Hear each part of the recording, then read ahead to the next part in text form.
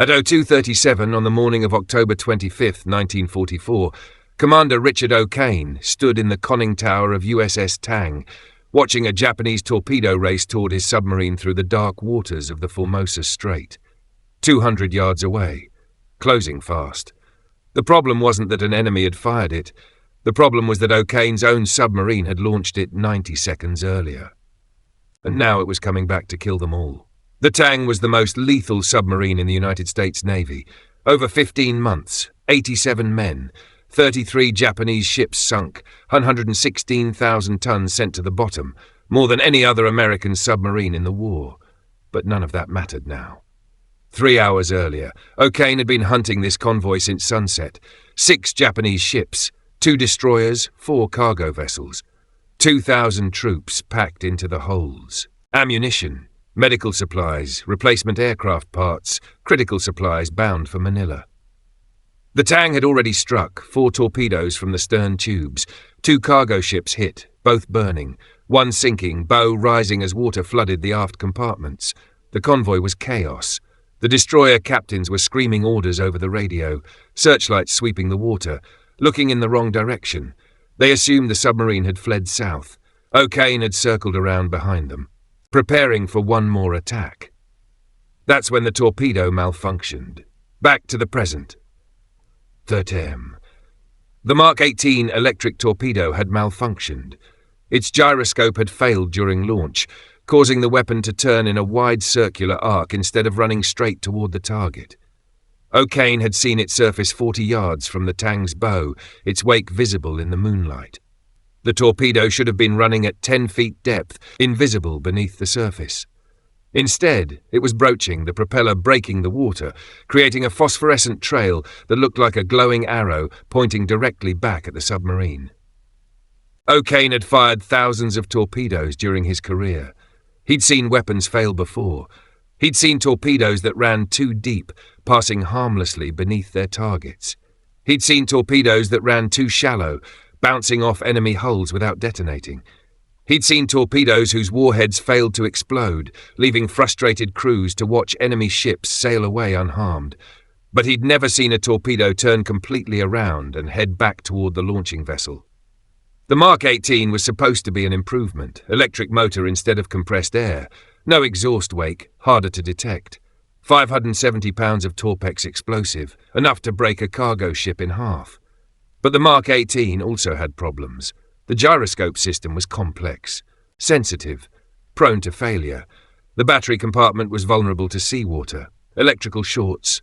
The depth control sometimes malfunctioned, sending torpedoes to the surface or the bottom. Navy ordnance experts had worked for months to fix these issues. Problems persisted. O'Kane knew all of this.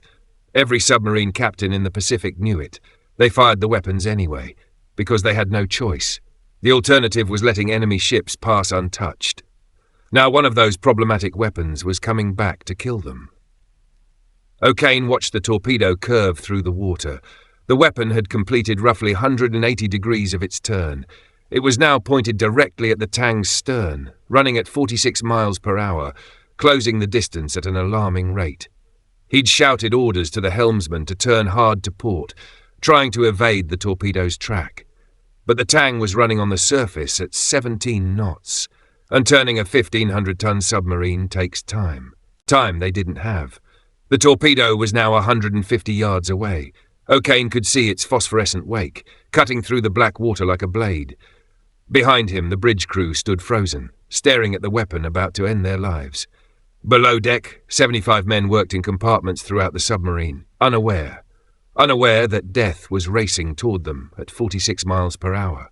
O'Kane had commanded the Tang for exactly 1 year, 5 war patrols, each more aggressive than the last.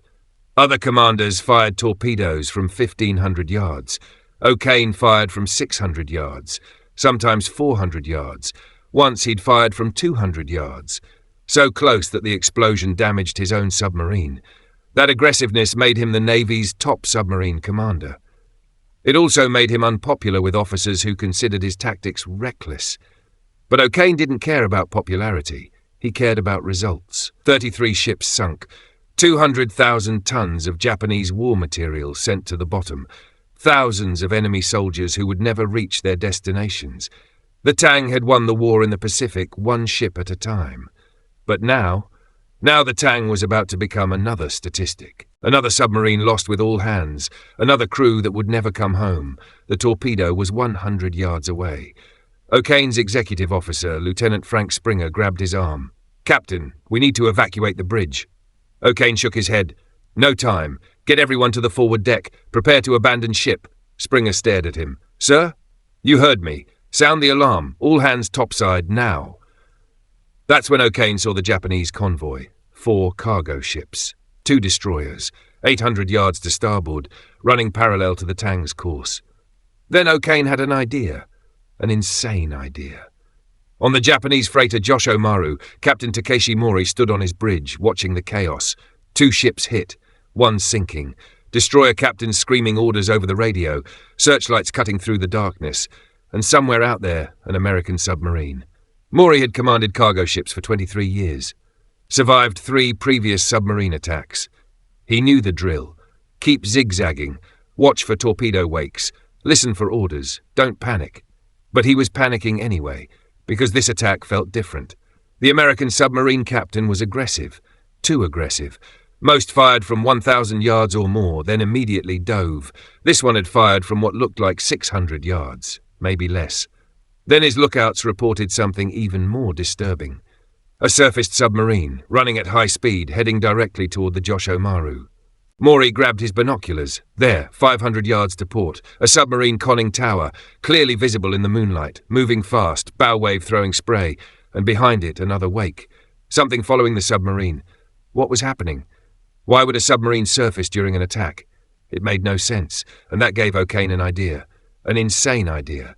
An idea that might save his crew, or might kill them all even faster. "Helm," O'Kane shouted. "Hard right rudder.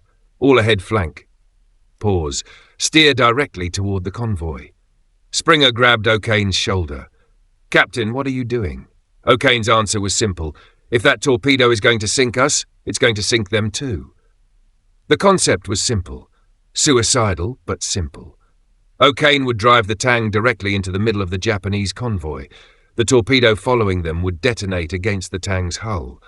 But the explosion would occur in the middle of enemy ships. The blast wave would damage or destroy the Japanese vessels. The Tang would still sink, but it would take the convoy with it. Springer understood immediately. "Sir, the men below deck won't have time to evacuate." "I know. Most of the crew will die. Most of the crew will die if we do nothing. This way, some of them might survive, and we'll complete our mission." The Tang's bow swung to starboard. The submarine's 4 diesel engines roared to maximum power, pushing the vessel through the water at 20 knots. The torpedo was 70 yards behind them now, still closing. The Japanese ships were 600 yards ahead. O'Kane keyed the intercom. "All hands. This is the captain. Torpedo malfunction. Weapon is returning to our position. Estimated impact in 90 seconds. All personnel proceed to forward deck immediately. This is not a drill. Abandon ship on my order." Below deck, the crew exploded into action. Men dropped tools, abandoned stations, ran toward the hatches. But the announcement created confusion as much as urgency. Most of the crew had never heard of a torpedo malfunction like this. Torpedoes failed to detonate, yes. Torpedoes ran off course, certainly. But torpedoes that turned around and attacked their own submarine? That was nightmare fuel. In the engine room, Chief Machinist's mate William Leibold heard the announcement. He understood immediately, grabbed the engine controls, started shutting down the diesels. If the torpedo hit with the engines running at full power, the explosion would ignite the fuel lines, turn the submarine into a fireball. Better to secure everything now. His crew stared at him. "Chief, what are you doing? We need power to outrun the torpedo." Leibold's answer was flat, direct. "We can't outrun it. Secure the engines, secure the fuel pumps, get topside, go." In the forward torpedo room, torpedo men were in the middle of reloading tubes 1 and 2 when the announcement came. They'd just manhandled a 3,000-pound Mark 18 torpedo onto the loading cradle, preparing to push it into the tube. The weapon sat there, nose pointing toward the tube breech, tail end resting on the cradle's rollers. If the submarine took a violent hit, that torpedo could shift, fall, possibly detonate. Torpedo Man First Class Jesse De Silva made a split-second decision. Leave it. Get out. Now. The men didn't argue. They dropped the loading cables and ran. In the maneuvering room, electricians were monitoring the battery systems when the order came through. The Tang's batteries were fully charged, which meant they contained enormous amounts of stored energy. If seawater flooded the battery compartments, the resulting chemical reaction would produce chlorine gas. Lethal. The electricians opened the battery ventilation systems to maximum, trying to give the batteries a chance to vent harmlessly if water started coming in. In the control room, Diving Officer Lieutenant Lawrence Savadkin stared at his depth gauges and trim indicators. The submarine was running on the surface. If O'Kane ordered an emergency dive, Savadkin could have the boat underwater in 40 seconds. But 40 seconds might not be enough if the torpedo was close, and diving wouldn't help if the weapon had enough battery power to follow them down. Throughout the submarine, men were making rapid calculations. Forward hatches or after hatches. The forward hatch was closer for most crew, but if everyone tried to go forward, they'd create a bottleneck. Some men headed aft instead, gambling that the after hatch would be less crowded. It was a gamble that would cost most of them their lives. But 90 seconds wasn't enough time. The submarine was 312 feet long with 8 compartments. Men in the after torpedo room and engine spaces had to run the entire length of the boat to reach the forward deck. Some of them wouldn't make it. O'Kane watched the torpedo, 50 yards. The Japanese ships were 400 yards away now, close enough to see details. One of the cargo ships was a 7,000-ton freighter with a painted hull. Another was a smaller transport, maybe 3,000 tons. Both destroyers were Fubuki-class vessels, their searchlights sweeping the water looking for the submarine that had attacked them. The Tang was on a collision course with the freighter. O'Kane could see men on the freighter's deck, could see them pointing at the submarine racing toward them. The Japanese captain would be confused. Submarines didn't surface and charge enemy ships. It violated every doctrine. But doctrine didn't matter anymore. Nothing mattered except those last few seconds. The torpedo was 30 yards behind the Tang. Men were pouring onto the forward deck now, 15, 20, 25 of them. Not enough. O'Kane could see more coming up through the hatches, but time was running out. "Captain," Springer shouted, "we're going to collide with the freighter." "I know. Shouldn't we turn?" "No, stay on course." The freighter was 200 yards away. The torpedo was 20 yards behind the Tang. O'Kane counted the men on deck. 31, maybe 32. The Tang carried 87 men. That meant 55 were still below, most in the after compartments, most of them trapped. The freighter's deck was now 100 yards away. O'Kane could see individual sailors, could see their faces in the moonlight. Some were running, some were frozen. Some were pointing at the submarine, still not believing what they were seeing. The torpedo was 10 yards away. O'Kane grabbed the railing. Brace for impact. The torpedo struck at 2:39 a.m. The explosion tore through the after torpedo room. 600 pounds of high explosive, detonating in a confined space.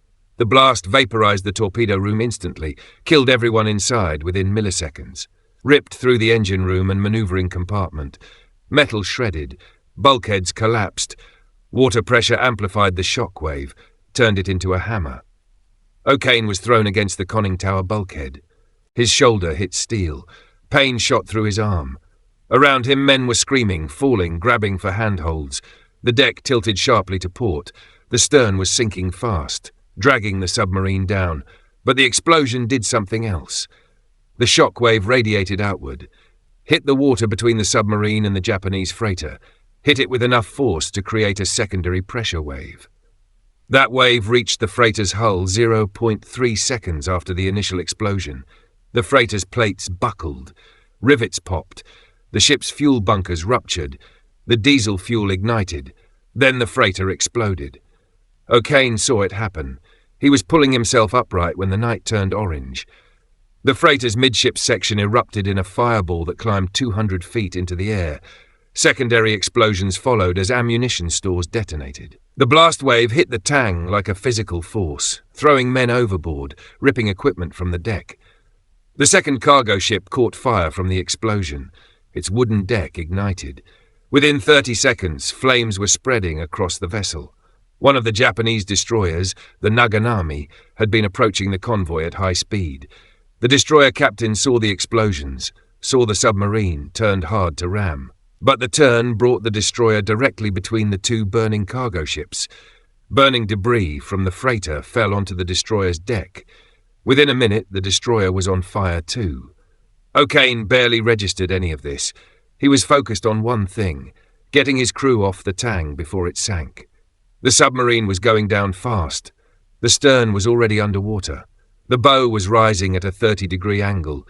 Men were sliding down the deck, grabbing for railings, trying to reach the water before the submarine dragged them down with it. O'Kane counted heads. 22 men in the water, maybe 25, not enough. Where were the others? "Captain," someone shouted from below, "the forward hatch is jammed." O'Kane's blood went cold. If the forward hatch was jammed, the men still below deck were trapped. No way out. They'd drown when the submarine sank. Or worse, they'd be trapped in an air pocket, slowly suffocating as the oxygen ran out. O'Kane scrambled down the tilting deck toward the forward hatch. Springer was there, 3 other men, pulling on the hatch wheel. It wouldn't move. The explosion had warped the frame. The hatch was sealed. From inside, O'Kane could hear pounding. Men were below, trying to force the hatch open from underneath. How many? 5? 10? 20? He didn't know. "Get me a pry bar," O'Kane ordered. "Sir, there's no time. The submarine's sinking." "I said get me a pry bar." One of the men ran. Came back with a steel rod. O'Kane jammed it into the gap. Put his weight on it. The hatch groaned. Didn't move. Springer grabbed the rod, added his strength. Another man joined them. 3 of them pulled with everything they had. The hatch shifted. Just an inch. But an inch was enough. O'Kane could hear the men below shouting now, pushing from underneath, coordinating their effort. O'Kane pulled harder. His shoulders screamed. Blood ran down his arm. He didn't care. The hatch moved another inch. Then another. The men below were getting it open. O'Kane could see fingers, hands reaching through the gap. Then the submarine lurched. The bow tilted another 10 degrees. Water was pouring over the stern, flooding toward the conning tower. They had maybe 30 seconds before the Tang went under. The hatch finally swung open. Men boiled out. O'Kane counted them, 4, 5, 6, 7. They scrambled past him, ran toward the railing, jumped into the water. The submarine was nearly vertical now. O'Kane was standing on a 45-degree slope, holding onto the hatch frame to keep from sliding. "That's everyone from the forward compartment," Springer shouted. "Captain, we have to go." "What about the men in the after compartments?" Springer's face went grey. "Sir, the after compartments are flooded. They're gone." O'Kane looked at the water rushing toward them. Springer was right. The men in the engine room, manoeuvring room, and after torpedo room had died in the explosion or drowned in the first 30 seconds. There was no saving them, no time, no way. "Abandon ship," O'Kane said. He and Springer jumped together. The water was cold, not freezing, but cold enough to shock the system. O'Kane went under, felt the suction from the sinking submarine pulling at him, kicked hard toward the surface. His shoulder was on fire. His lungs burned. He broke the surface, gasped for air, looked around. The Tang was going under. The bow, still pointing at the sky, slipped beneath the waves. Air escaped from the hull in a rush of bubbles. And then the submarine was gone. Just like that. 1 second it was there. The next it was sinking into 180 feet of water, taking 78 men with it. 9 men. Out of 87, only 9 had made it off the submarine alive. The Japanese convoy was in chaos. The freighter was sinking. The second cargo ship was burning. The destroyer Naganami had controlled its fires but was damaged, listing to port. The second destroyer, the Asakaze, was searching for survivors. Japanese survivors, for now. 10 months later, August 15th, 1945. American forces liberated the prison camps. O'Kane was found in a camp near Omori, 112 pounds, barely able to walk. He'd survived. Of the 9 men pulled from the water that night, 5 would live to see this moment. 3 had died in the camps, disease, malnutrition, abuse, but O'Kane and 4 others were going home. Back to the Formosa Strait, October 25th, 1944. O'Kane knew what was coming. Once the Japanese realized there were American submariners in the water, they'd fish them out, interrogate them. Probably torture them for information about other submarines in the area. Then they'd either execute them or send them to a prison camp. If they survived that long. The water was full of fuel oil from the burning ships. It coated everything, getting into mouths and eyes and lungs. Men were coughing, choking, trying to swim away from the densest patches. O'Kane swam toward the nearest survivor, a young torpedoman named Jesse De Silva. The kid was barely conscious, floating on his back, blood streaming from a cut on his forehead. De Silva, O'Kane grabbed the sailor's life jacket. Stay with me. Stay awake. De Silva's eyes fluttered open. Captain, where's the boat? Gone. How many made it? I don't know. Keep swimming. We need to get away from the convoy before they start looking for us. But it was already too late. Searchlights from the Asakaze were sweeping the water. One of them found a group of American sailors. O'Kane heard Japanese voices shouting orders. A motor launch was being lowered from the destroyer. O'Kane and the other 8 survivors were pulled from the water at 3:15 a.m. Japanese sailors hauled them onto the destroyer's deck, stripped them of their life jackets, bound their hands with rope. O'Kane looked at his crew. Most were injured. All were exhausted. Frank Springer was there, William Leibold, De Silva. 5 others whose names O'Kane couldn't remember through the shock and exhaustion. 9 men. That was all that remained of the USS Tang's crew. The Japanese captain approached O'Kane. He was a short man with a stern face and cold eyes. He spoke in English. You are the submarine commander? Commander Richard O'Kane, United States Navy. Your submarine attacked our convoy. That's correct. You killed 73 of my men. O'Kane said nothing. The Japanese captain stared at him for a long moment. Then he turned and spoke rapid Japanese to his officers. They dragged O'Kane and the other survivors below deck, threw them into a storage compartment, locked the door. The compartment was small, maybe 10 feet by 10 feet. No light, no ventilation. 9 men crammed into a space designed for equipment storage. The air was thick with the smell of fuel oil and vomit and fear. O'Kane sat with his back against the bulkhead, trying to process what had happened. His submarine was gone. 78 of his men were dead. The Tang's 5th War Patrol, which was supposed to be a routine operation, had turned into a catastrophe. And it was his fault. He'd been the one who ordered the attack. He'd been the one who fired the defective torpedo. He'd been the one who made the decision to drive into the Japanese convoy instead of trying to evade the weapon. But that decision had saved 9 lives. Without it, all 87 men would have died. The Japanese ships would have continued on their way, delivering troops and supplies to support their forces in the Philippines. The Tang would have been just another submarine lost with all hands. Instead, the Tang had gone down fighting, had taken enemy ships with it, had completed its mission even in death. That was cold comfort to O'Kane as he sat in the darkness of a Japanese destroyer, listening to his men breathe, knowing that most of them would probably die in the next few weeks or months. But it was something. It meant the Tang's last patrol wasn't a total failure. It meant his crew hadn't died for nothing. The Japanese held O'Kane and the 8 survivors in that compartment for 16 hours. No food, no water, no medical attention for the wounded. The air grew thick and stale. Men passed out from lack of oxygen. Others vomited from seasickness and the lingering effects of fuel oil ingestion. O'Kane's shoulder had swollen to twice its normal size. Every breath brought stabbing pain from what he suspected were broken ribs.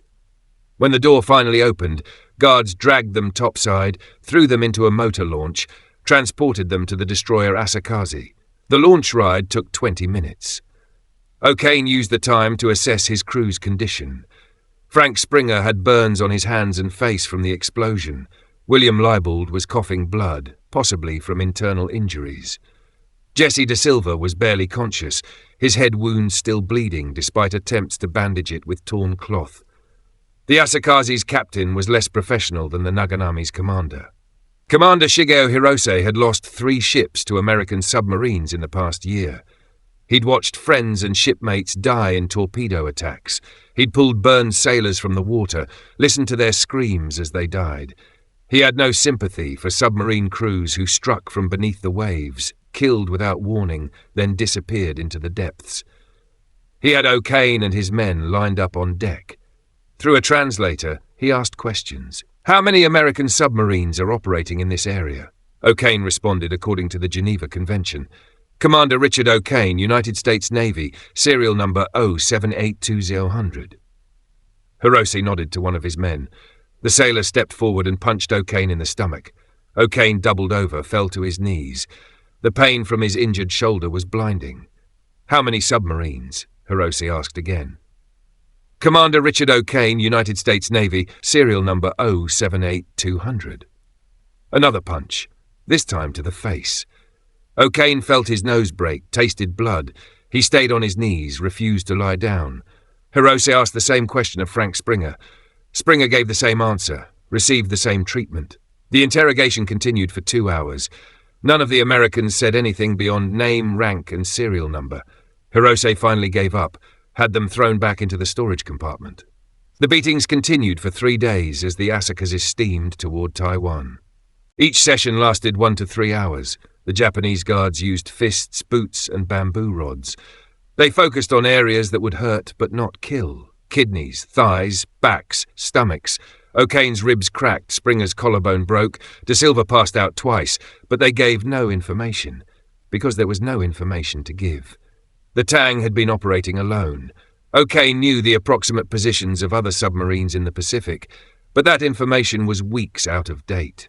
By the time the Japanese could act on it, those submarines would have moved to new patrol areas.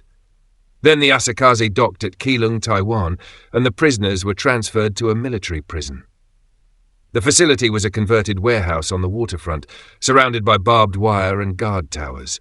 O'Kane and his crew were processed, photographed, given prisoner numbers, issued threadbare uniforms. Their injuries were finally treated, though treatment consisted of basic bandaging and nothing else. No painkillers, no antibiotics, no surgery for broken bones. The Japanese separated the prisoners. O'Kane never saw his 8 crewmen again. The Japanese sent them to different camps across the empire. 5 of them would survive the war. William Leibold ended up in a labor camp in northern Japan, forced to work in coal mines. Frank Springer was sent to a camp in Manchuria, where he endured brutal winters with inadequate clothing. Jesse De Silva died of dysentery in a camp near Shanghai 4 months after capture. O'Kane spent the next 10 months in 3 different prison camps. The first was in Taiwan, where he was interrogated repeatedly by military intelligence officers who wanted information about American submarine tactics, torpedo specifications, and communications procedures. O'Kane gave them nothing. The beatings continued. In February 1945, he was transferred to a camp near Tokyo. This facility held 300 Allied prisoners, mostly aircrew shot down during bombing raids. The conditions were worse. Food rations decreased to a bowl of rice and a cup of thin soup per day. O'Kane lost weight rapidly. His injured shoulder never healed properly, the bone setting at an angle that left his arm partially immobilized. The prisoners were forced to perform labor. O'Kane worked in a factory that manufactured aircraft parts, 12-hour shifts, 7 days a week. Guards beat anyone who worked too slowly. O'Kane watched other prisoners die from disease, malnutrition, and abuse. He watched men lose hope, stop eating, simply lie down and wait for death. But he survived, partly through stubbornness, partly through the support of other prisoners who shared food when they had extra, who helped the weak stand during roll calls, who whispered encouragement in the darkness of the barracks, and partly through the knowledge that his crew was depending on him to live, to testify about what happened to the Tang, to make sure their sacrifice wasn't forgotten. But he survived. On August 15, 1945, Japan surrendered. American forces liberated the prison camps. O'Kane was found in a camp near Omori, weighing 112 pounds, barely able to walk.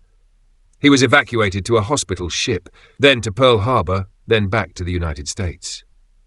On March 27, 1946, President Harry Truman presented O'Kane with the Medal of Honor for his actions during the Tang's 5th War Patrol. The citation read, "For conspicuous gallantry and intrepidity, at the risk of his life above and beyond the call of duty as commanding officer of the USS Tang, operating against 2 enemy Japanese convoys during her 5th and last war patrol in the vicinity of Formosa." Although encumbered by the nighttime surface attack, Commander O'Kane maneuvered his vessel into an advantageous position and launched a series of torpedoes which sank 4 enemy ships. When his final torpedo struck his own vessel, threatening immediate destruction, he exhibited extraordinary heroism in saving members of his crew. O'Kane accepted the medal, but he didn't feel like a hero. He felt like a commander who had lost 78 men, men who had trusted him, men who had followed his orders into combat and never came home. The Navy later determined that the Mark 18 torpedo that had sunk the Tang was defective. The gyroscope mechanism had been installed incorrectly at the factory. The weapon had been doomed to fail from the moment it left the production line. O'Kane's decision to drive toward the Japanese convoy hadn't been reckless. It had been the only option, the only way to save any of his crew, but knowing that didn't make the guilt easier to bear. The USS Tang was one of 52 American submarines lost during World War II. 374 officers, 3,131 enlisted men dead. That's a 22% loss rate, the highest of any branch of the US military during the war. But those submarines also sank 1,392 Japanese ships, over 5 million tons. They strangled Japan's supply lines, cut off raw materials, food, fuel, isolated Japanese garrisons across the Pacific. The submarine campaign didn't win the war by itself, but it made victory possible. The Tang accounted for 33 of those 1,392 ships, more than any other American submarine. Its crew fought in some of the most dangerous waters in the Pacific, against some of the most heavily defended targets in the Japanese Empire. They took risks that other crews considered suicidal, and they paid the price. But they also proved what was possible. Richard O'Kane's aggressive tactics became the standard. His methods were studied, copied, refined by other commanders. The techniques he developed helped win the submarine war. The Tang's last patrol ended in tragedy, but that patrol also demonstrated the kind of courage and sacrifice that defined the submarine service during World War II. Men who went to sea knowing they might never come back. Men who fought in the darkness beneath the waves, unseen, unheralded. Men who sank with their boats, taking enemy ships down with them. Richard O'Kane survived, received the Medal of Honor, commanded other vessels, but he never forgot the Tang, never forgot the 78 men who died with the submarine. Every year on October 25th, he stood on the deck of a ship in the Formosa Strait, said a prayer, dropped a wreath into the water, above where the Tang went down. The submarine is still there, 180 feet below the surface, a tomb for 78 sailors who gave everything. The wreck has never been located. The ocean keeps its secrets, but the story remains. If you found this story as compelling as we did, please take a moment to like this video. It helps us share more forgotten stories from the Second World War. Subscribe to stay connected with these untold histories. Each one matters. Each one deserves to be remembered, and we'd love to hear from you. Leave a comment below telling us where you're watching from. Our community spans the globe, from veterans to history enthusiasts. You're part of something special here. Thank you for watching, and thank you for keeping Commander O'Kane and the crew of USS Tang in our memory. They deserve nothing less.